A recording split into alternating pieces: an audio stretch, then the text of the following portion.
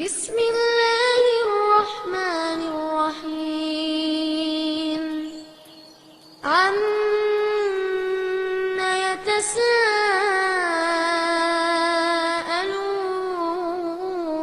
يتساءلون عن النبأ العظيم الذي هم فيه مختلفون كلا سيعلمون ثم كلا سيعلمون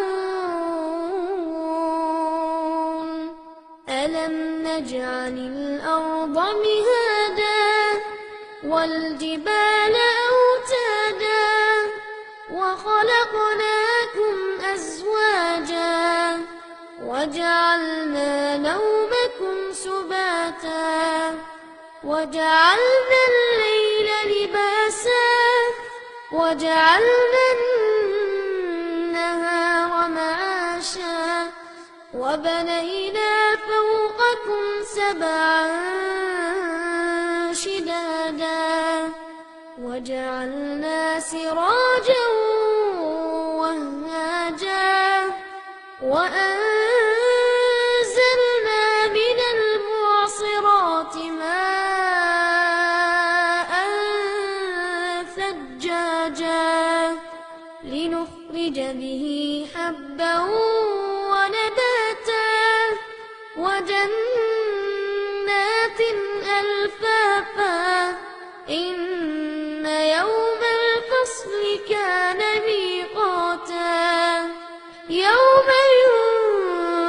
ينفخ في الصور فتأتون أفواجا وفتحت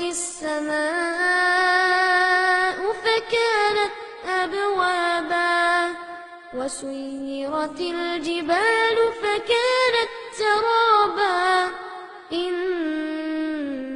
جهنم كانت مرصادا للطاغين مآبا لابثين فيها أحقابا لا يذوقون فيها بردا ولا شرابا إلا حميما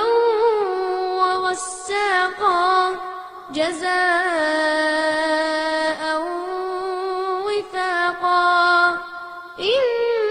إنهم كانوا لا يرجون حسابا وكذبوا بآياتنا كذابا وكل شيء أحصيناه كتابا فذوقوا فلن نزيدكم إلا عذابا إن للمتقين مفازا حدائق وأعنابا